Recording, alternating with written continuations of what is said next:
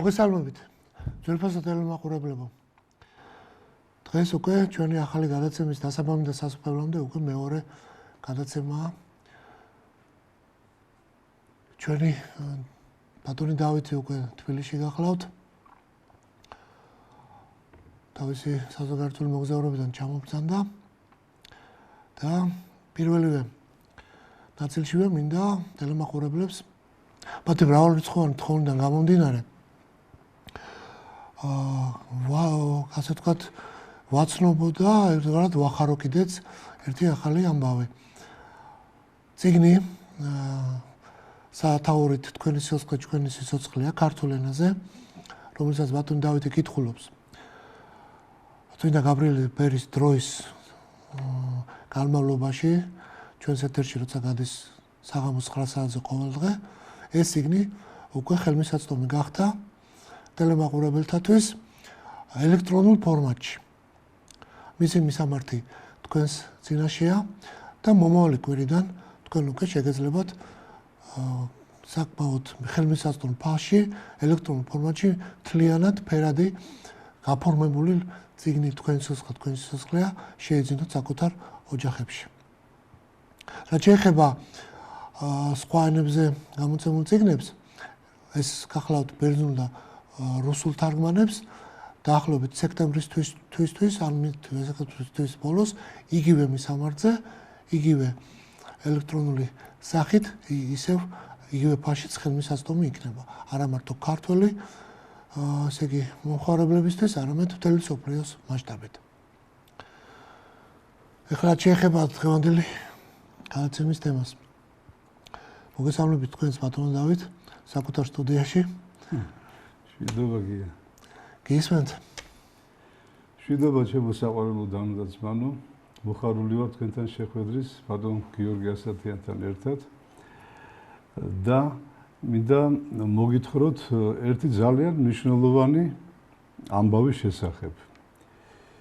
მე პირადად რამდენიმე ათეული წელია რაც რწმენის გზაზე ვდგევარ, თავიდანვე მქონდა ეს განცდა, რომ ქართველებს დაუშვათ რა გვაკლდა ძირითადად, ხო? იმისათვის რომ უფრო მეტად ვიმარჯვებდეთ ხილული და უხილავი მტრების წინ ბრძოლაში.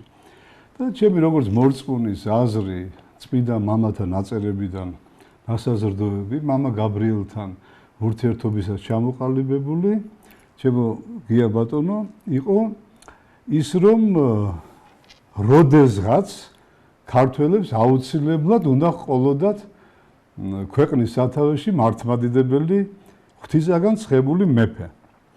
მე ვიცი რომ ეს ძალიან ბევრისთვის არის ასე ვთქვათ უხერხული თემა, ზოგს არ ესმის, მით უმეტეს ახალგაზრდობასა, რა საჭიროა მეფეო, რატომა საჭირო, ეხლა ისედაც ამ გაჭირვებულ ქვეყანას კიდე მეფის დამატება უნდაო. ესე გონიათ. არა და ერთ ფრაზა შეგახსენებთ ერთი ბერძენი მკვლევარის მამის, რომელიც ამბობს, რომ ბოლო ჟამის ქართველი მეფეო ისეთი იქნებაო, რომ ქართველი ერის დახმარება კი არ დაჭირდებაო, თვითონ დაეხმარება ქართველერსო და არა როგორ გჭირდება, მართლაც ისევად გაზარმაცებულები, უნარებ წართმეულნი თითქოს მიწასთან მოქმედი ძველი ერი მიწის ახლოსაც კი რო ვთქვათ ვერ აზროვნებს, აი რა ქნას, რა დათესოს, რა მოიყვანოს, ეს ცოდნაც კი დაკარგა.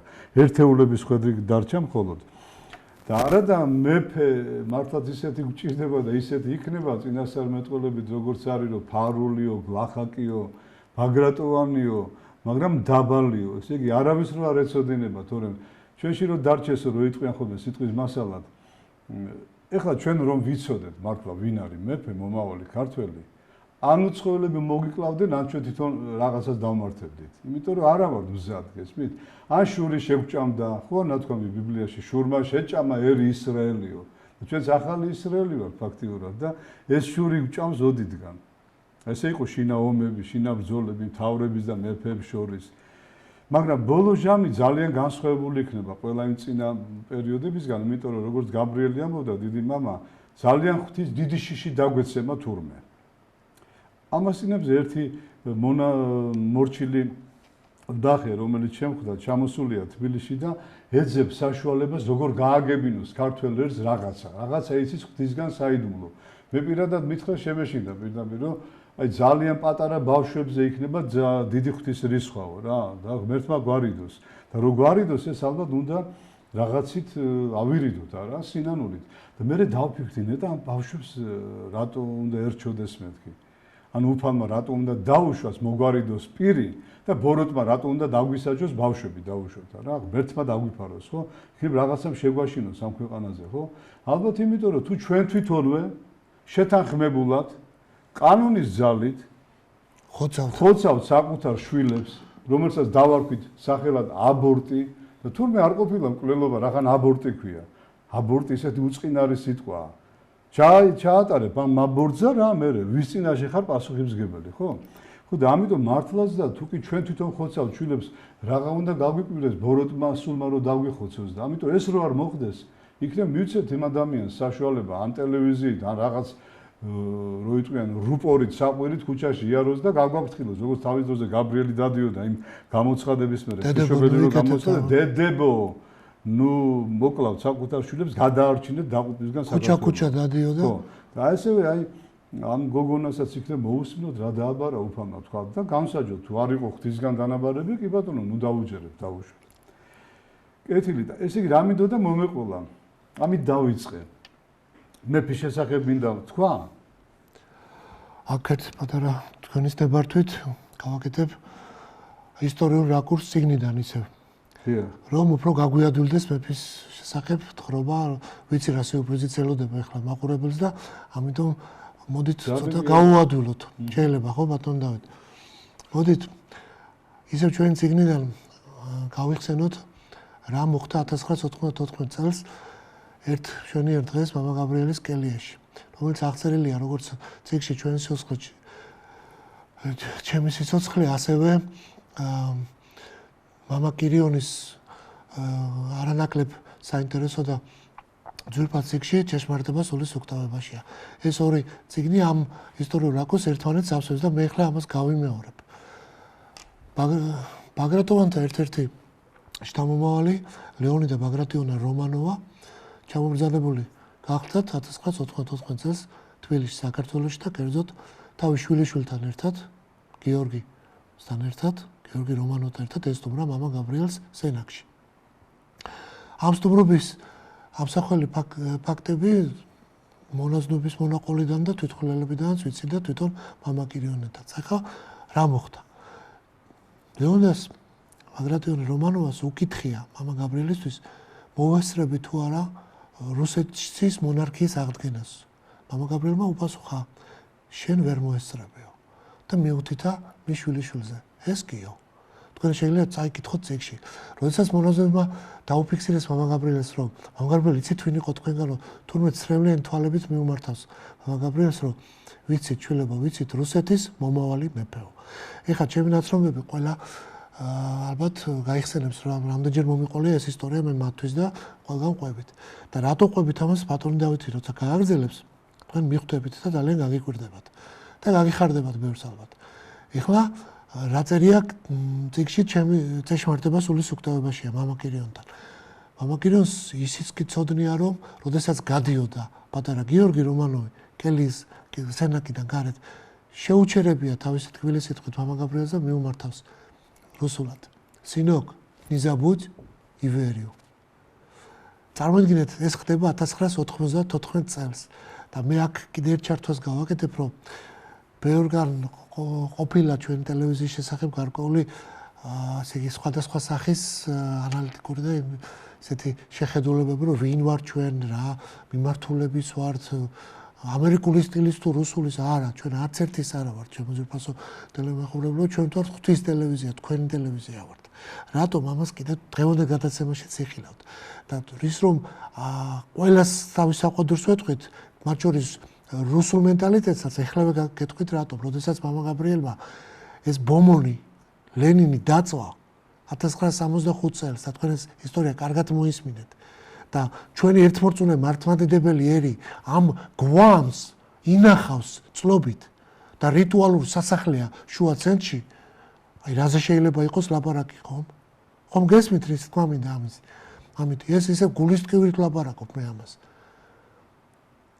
ანუ მამა გაბრიელის ყველა სიტყვა ჭეშმარიტებით არის დამოწმებული და სწორად გამიგოს მამალმა ვისაც მიმართავ მე ახლა აქიდან რომ ნუ მოგვაწებებენ ნურავით არ რეალიკებს ჩვენ ვართ ქართველი ერის ტელევიზია ჩვენ ვართ ქართველი ხალხისთვის და ვიღწვით ღვთისათვის ვიღწვით სასუფეველის მოსაპოვებლად და რა აზრი აქვს ნებისმიერ ჩვენ ან გადაცემა იქნება ეს ან თუ სიტყვა იქნება ან თუ ცხოვრება თუ კი სასუფეველი ვერ მოვიპოვეთ და ბარადულად უფალთან ვერ ვიქნებით ვისაც წამს ეს რომ ჭეშმარიტება სულის უკტავებაშია და ესაა უფლის საჩუქარი და ამას ელოდება უფალი ჩვენთან და რა ფენომენია მიქაელ და არანგელოზის რომელსაც დღეს ვილაპარაკებთ და რატომ არის ეს კავშირში ყველაფერს და რატო გჭირდება მეფე ისეთი როგორც ბატონმა დავითმა დაახასიათა აი ხა ბატონი დავითი გააგრძელებს ამ ყველაფერს და მე კიდევ გავიმეორებთ ხო და იმას ვამბობდი რომ ეს 30 წლის წინიდან მოყოლებული რო იტყვიან გულში ვლოცულობდი და ღვთის წინაშეც ხატებთან რომ მეფე ღირსებოდა ქართველ ერს და არა მარტო ქართველ ერს ჩვენს მოსაზღვრე რუს ერსაც იმიტომ რომ თუ კი ბოლოჟამის მეფენი შეთანხმდებიან ერთმანეთში მართლმადიდებლურად ძმურად მეგობრულად არ იქნება ის ერთმანეთს შორის ამპარტავნული და ამაყური დამოკიდებულება ამან ის მითხრა იმან ეს მითხრა არც არაფერს არ ერწყმიან ცუც ერთმანეთს მართლმადიდებლები გარდა კეთილი სიტყვისა ბოლოჟამის ანტიქრისტეს მოსვლის წინა პერიოდში ერთმანეთთან ბრძოლის დრო კი აღარ არის არამედ გაერთიანების და მასთან ბრძოლის ანტიქრისტესთან ბრძოლის დრო დგება თორე ხო და აქედან გამომდინარე რომ ლოცულობდი თან წინასწარმეტყველებები ვიცოდი რომ რა ეწერა ამის შესახებ აი ესეთი რამე ამიხდინა უფალმა ფაქტიურად ეს იყო სასწაული აი ვიყავ ახლა მოსკოვში და წავედი დონის მონასტერში სადაც არის ბაგრატოვანთა საძვალე ერთი ტაძარია პატარა სადაც ისე სპეციალური გაფრთხილების კურთხევის და ჩაწერის გარეშე ვერც მოხვდები და იყო ლეონიდა ბაგრატიონის რომანოვის 5 წლისთავის სადმი მიზღვნილი სულის საოხი პანაშვიდი დილადრიან დავესწარი ამ პანაშვიდს იქვე აღმოჩნდა რუსეთის მომავალი მეფის რომელზეც გაბრიელმა ეწინასწარმეტყველა მისი კანცელარიის უფროსი და ასე ვთქვათ მასთან დაახლოებული პირები და ამ ადამიანმა მიცნო და ლოცვის შემდგომ მოვიდა თვითონ გამომესაუბრა ძალიან თბილად და დამპატიჟა ტრაპეზზე თუმცა მან არც იცოდა რომ ტრაპეზზე უკვე ვიყავი მიწვეული ამ მონასტრის სამღვდელოებისგან მაგრამ მე ძალიან გამეხარდა მაინც ესეთი ყურადღება ესეთი მნიშვნელოვანი პერსონისგან ესე რომ ვთქვათ შემდგომ როდესაც ჩვენ ამ სუფრასთან კარგად გავეცანით ერთმანეთი ვისაუბრეთ საქართველოს-რუსეთის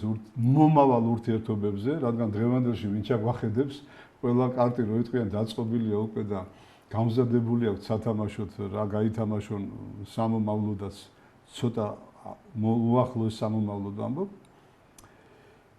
და გავიდა ხანი ამ შეხვედრის შემდგომ და ჩამოფრინდა ბრიუსელიდან გიორგი მიხეილიძე რომანოვი დიდი მთავარი ანუ რუსეთის მომავალი მეფე ანუ ეს ის პიროვნება დიახ ვიზაც ახლა ყველა და მოხდა ესე რომ ამ კანცელარიის უფროსმა დამირეკა დავხვდი შერმეტიოს აეროპორტში და იქ დარბაზია სპეციალური მოსალაპარაკებელი ოთახია და იქ დავჯექით იქ იყო ინგუშეთის დელეგაციას რომელმაც სამთავრობო დონეზე მიიწვია შემდგომ ეს დიდი მთავარი და დაახლოებით ერთი კვირა ინგუშეთში გაატარა ესე იგი მის პოლიტიკაში შედის უკვე რომ კავკასიასთან თბილი ურთიერთობების აღდგენა სადაც მოვისმინე პირადად მათი სიტყვა რომ ჩვენ ადრე მივეცით მეფეს ერთგულებაო რუს მეფესო და არც ვაპირებთ აი ამ ერთგულების გაწყვეტასო და იქ მე მის გვერდით დამაჯიგნეს ზუსტად გიორგის გვერდით და მქონდა საშუალება მიმემართა რა ვილაპარაკე მთლიანად ამას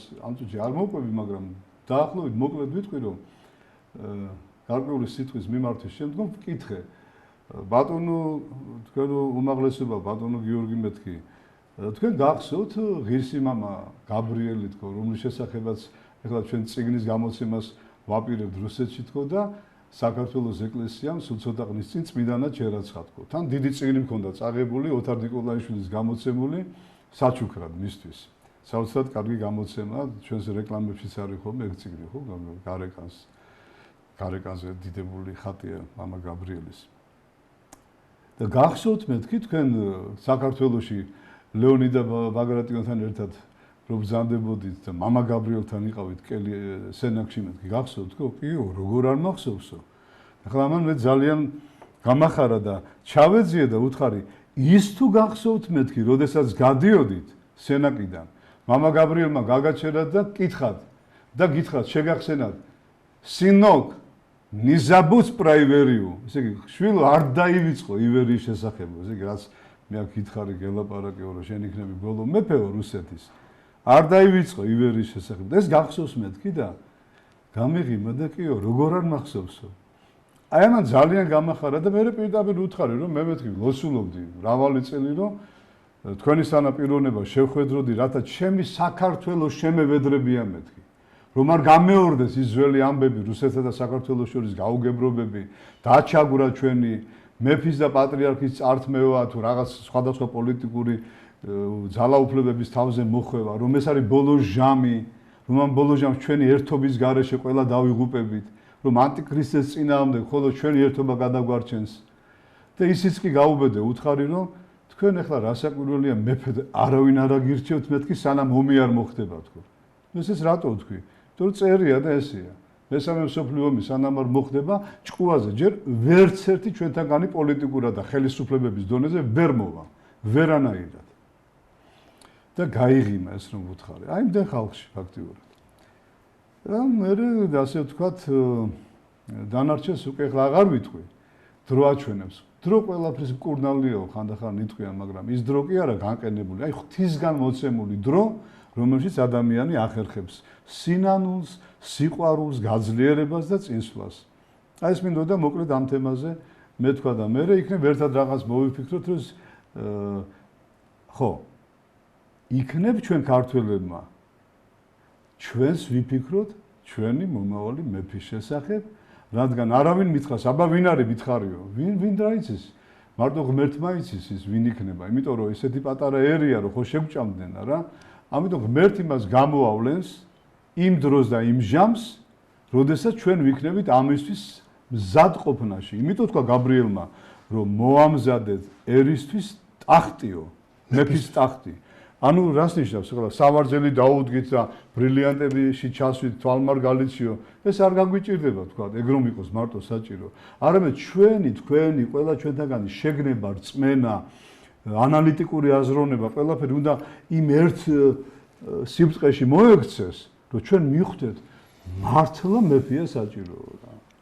მოდით აი ამ თემაზე ბატონი გიორგი თქვენ შეგიძლიათ ხო ესე მოვახმაროთ ჩვენი ხა მეცნიერული რელიგიური დასკვნები პოსტულატები ამ პასაჟს ესე იგი რაც ახლა თქვენ წამოჭერით იმიტომ რომ ძალიან მნიშვნელოვანია ხალხმა გაიგოს რატომ ხო სულ მაგას ვაკეთებთ ახლა რაც კი არსებობს ჩვენი ტელევიზია და მალხაზის კი ჩაერთო თავისი პოლიტოლოგიური კუთხით უკვე ამ სიტუაციაში და მიმართავს პირდაპირ პოლიტიკოსებს რატომ ხდება ის რაც არ უნდა ხდებოდეს ხო ის რაც მიუღებელია ერისთვის და ხალხისთვის მე ერთ რაღაცას დავამატებდი უბრალოდ მინდოდა ჩავამატებინა წმინდა სერაფიმ საროველის სიტყვები რუსეთ-საქართველოს ურთიერთობის შორის რუსების გამოსაფხიზლებლად ამბობს წმინდა მამა რომელიც მამა გაბრიელს თავისი ბავშვობითად ისტორიითად ძალიან გავს 12 წლის ასაკში ორივეს ბოროტი რო გამოეცხა და იცით რა უთხრა ძვირფასდელმა ყურებელო მთლიან რუს ერს Facebook-ში და ელექტრონულ მედიაში ჩვენ ეს ბევრჯერ გავაზიარეთ ასე ვთქვათ ნიუაიუიცე с Грузией ибо у вас будет бой с Божьей матерью это погубит Россию და ამის მერე თუ გადაუთარგმნე ხო ასე ნუ რა გადაუთარგმნო ნოემბრის საქართველოს თქვენ გეკნებათ ბრძოლა ღვთისმშობელთან და ეს დაღუპავს რუსეთს ნოემბერს საქართველოსთან და როდესაც ხალხი ერთმორწმუნე ხალხი არა ის მომავალი ამდენი ხნის განმავლობაში ხო სასწაულებს აკეთებდა ხო ჩვენთან ათეთრებდა ეკლესიებს მეფე წაგვართვა რატომ რისი გულისთვის რა დაუშავეთ ერთი წამი თუ შეიძლება გაგაწყვეტიე ბატონო გიორგი დიახ მეფის წართმების შესახებ პატარა ინფორმაცია მინდა გავარჯიშო კი ბატონო ბოლო ქართველი უფლისწული რომელიც პეტერბურგში ცხოვრობდა და სწავლობდა მამამისი გიორგი მეფე ხშირად წერილებში წერდა. მას გონი დავითი ერქვა, ხო იმ ბოლოს და წერდა რომ ასე რატო აკეთებო შვილო, არ შეიძლებაო. გავიგე მარხვას არ იცაო, თანაც გონი საჯაროდო. ჩვენი ტრადიციული წესებიდან ნუ გადაუხვევო, ნუ რანაირად, თორე ეს კარგს არაფერს მოგვიტანსო და ის არ უჯერებდა თურმე. და ხლა ნახოთ ნაყოფი რა, აი ბევრს ნუ გავილაპარაკებთ ამ თემაზე თქვათ. არ უჯერებდა, ეს არ იყო ჩვეულებრივი შვილი, ჩვეულებრივი მამისთვის არ დაჯერება, რაც ისედაც ბზინად ცოდვა. ეს იყო მომავალი მეფის იმჟამინდელ მეფის მიმართ ურჩობა, მამა მეფის მიმართ, ხო? რითი დაგვირგვინდა, ხო ვერ მეტყვით? ის დავითი ვერ გახდა ღირსი, რომ როდესმე გამხდარიყო მეფე. გესმით? იმ გიორგისაც ჩამოერთვა მეფობა რუსების წყალობით და ჩვენ ცოდვათა გამო ისიც დარჩა გაუმეფებელი, ასე იცის ბაბაჩიაო, რო იტყვიან მარხვის დარღვევამ, მშობლის ურჩობამ, წინაპრების ტრადიციებიდან გადახვევამ და მერე სხვადასხვა ფერებში ამღერებამ. პოლიტიკის. გასაგებია, მაგრამ ეს მაინც ვერ გაამართლებს იმ მოქმედებებს, რაც ერთმორწმუნე ერი შეიძლება ჩადიოდეს მეორე ერთმორწმუნე ერის მიმართ. ესე იგი, აქაც უკვე გავიხსენოთ გაბრიელის სიტყვები, რომ ნახევარი რუსეთია. ესე იგი, გაყოფაც არის, იქ არის ნახევარი. მართლა მორწმუნე ადამიანი, რაც იტვირთა გაბრიელმა დაუბადებელი აწყოში მოცხოვრებლები თუ მომავალში დაბადებულები და ნახევარი, რომელსაც სულ არ აინტერესებს ჩვენი ერთმორწმუნეობა და ასე შემდეგ. აი ამ გზის გასახარზე ვდგავართ ახლა, როდესაც უნდა მოხდეს რაღაც ისეთი პროცესები მთელ სოფლიოში და იქნებ გამოფხიზდეთ ყველანი. ჩვენ დაუბრუნდეთ ისე ჩვენ დალოცულ სტუდიაში, ასე ვთქვათ. ხო და გავაგრძელოთ ის თემა, რაც დაგვირდით.